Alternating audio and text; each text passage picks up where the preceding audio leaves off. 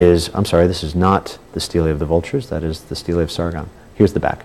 We have the god Ningirsu, who is accepting the lives of these captured enemies, with the focus, again, giving the divine credit for the defeat.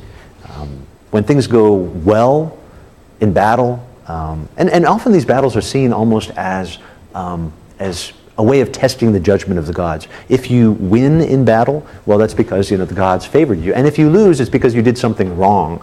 You didn't sacrifice properly.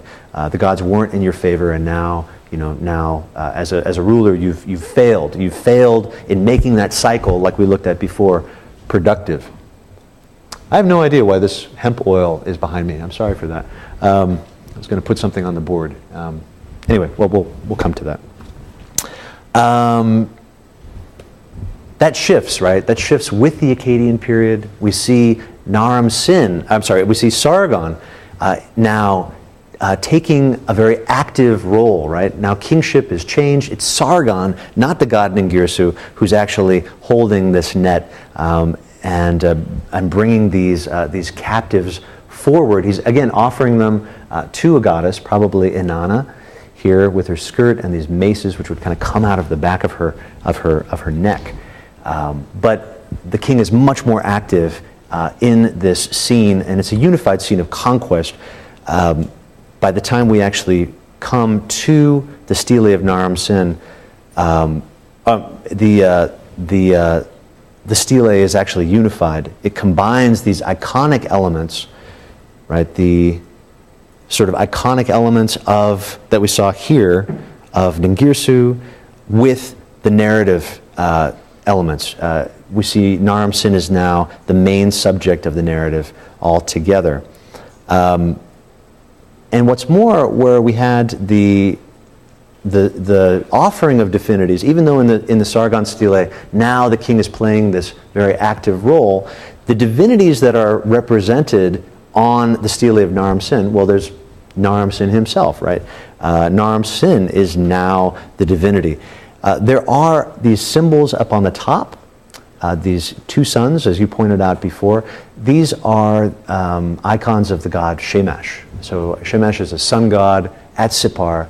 But note that instead of being depicted in these earlier forms and fully fledged, anthropomorphic form, being portrayed as a human almost, or in human form, now our gods are relegated to just really simple and abstract forms up at the top, almost passive in nature. They're acknowledged, but again, they're not the center of the focus.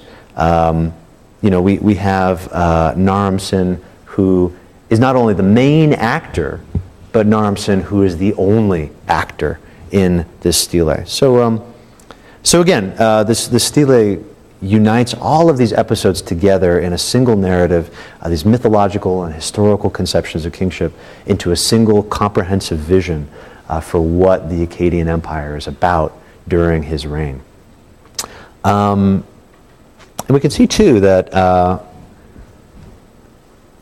this idea of unification of the land is something we see in Akkadian art, also in glyptic art. This is another Akkadian cylinder seal. And before, with our cylinder seals, right, we've seen scenes like this with divinities, but most of the time there's a single divinity, and that divinity is linked to the city-state of where the seal is coming from. So we've seen Inanna, for example, at cylinder seals from Uruk. In this case, however, we're now seeing for the first time interactions between different kinds of gods.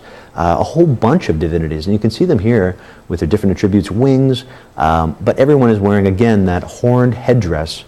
And it's possible that these might be scenes out of mythology, these mythological scenes we've been seeing. It's very difficult to sort of pin them down and figure out what is going on.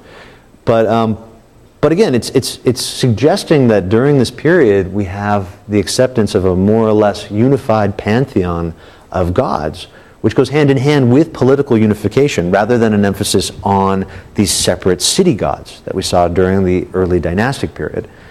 So perhaps what we're looking at is an attempt to separate these temple institutions out and combine them into this single holistic entity, which of course, right, works politically to weaken the power of individual city-states, weaken the power of these individual temples.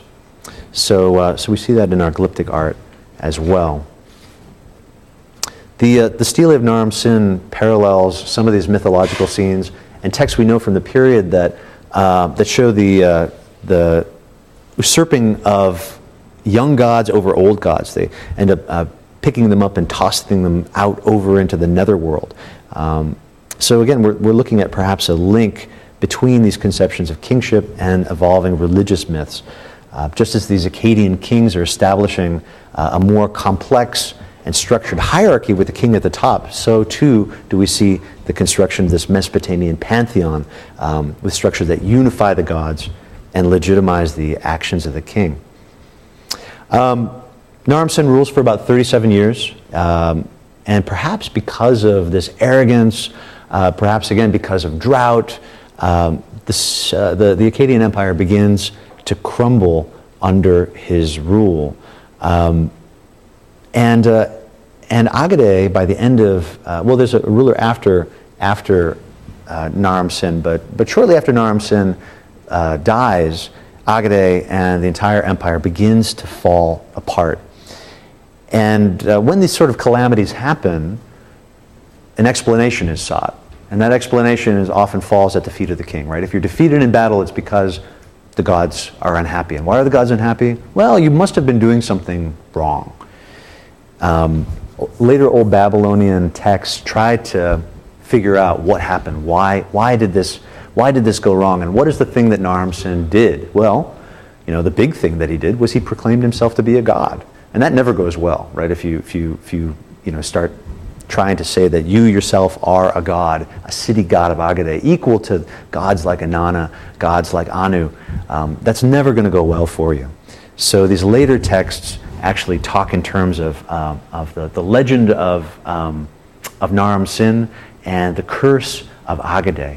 So essentially what happens. So I'm going to spend a moment and I want to read you the text. This is a very good example of a Mesopotamian curse in all of its glory. Enlil had given rulership and kingship as far south of the highlands to Sargon, king of Agade. And at that time, holy Inanna established her sanctuary at Agade as her celebrated domain. She filled Agade's stores with emmer wheat and gold. She filled its stores with white emmer and silver. She delivered copper, tin, and blocks of lapis lazuli to its granaries. She endowed its old women with the gift of giving counsel. She endowed its old men with the gift of eloquence. She endowed its young women with the gift of entertaining, and its young men with martial might. She endowed little ones with joy. Its harbors were filled with ships, and all the foreign lands rested contentedly, with their people experiencing happiness. Agade's king, the shepherd Naram Sin, rose as the daylight to the holy throne of Agade. Its city wall, like a mountain, reached the heavens. It was like the Tigris going to the sea as holy Inanna opened all the portals of the city gates and made Sumer bring its possessions upstream by boats. But a statement coming from the temple was disquieting. Because of Enlil, all of Agade was reduced to trembling, and terror befell Inanna in Olmec. She left the unity. Returning to her home, holy Inanna abandoned the sanctuary of Agade like someone abandoning the young women of her woman's domain. Like a warrior hurrying to arms, she removed the gift of battle and fight from the city and handed it over to the enemy. Not even 5 or 10 days later, Ninurta brought back the jewels of kingship, the royal crown, the emblem and the royal throne from Agade. Urtu took away the eloquence of the city. Enki took away its wisdom. They took up from the heaven the fearsome reaches. Enki tore out the well-anchored holy mooring pole, and Inanna took away its weapons. The life of Agade's sanctuary was brought to an end as if it was a tiny carp in deep waters, and the cities were watching it. Like a mighty elephant, it bent its neck to the ground, and they all raised their horns like mighty bulls. Like a dying dragon, it dragged its head into the earth and jointly deprived it of honor as in battle. So Naram Sin finds himself in a situation where Agade is falling apart. And this is something that we saw during Sargon, right? His 55th year, Sargon's besieged by enemies. And so Naram Sin decides to consult the temple, and he performs what's called extispicy.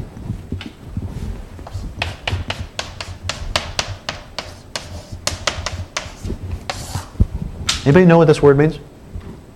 Yeah. Isn't it looking at animals' entrails? Yeah, that's exactly what it is. Extispecie is the process of taking animals, mostly livers, sometimes intestines, there are different ways of doing this, and removing their internal organs and using it to tell the future. You're looking for omens that can give you a sense of what is to come.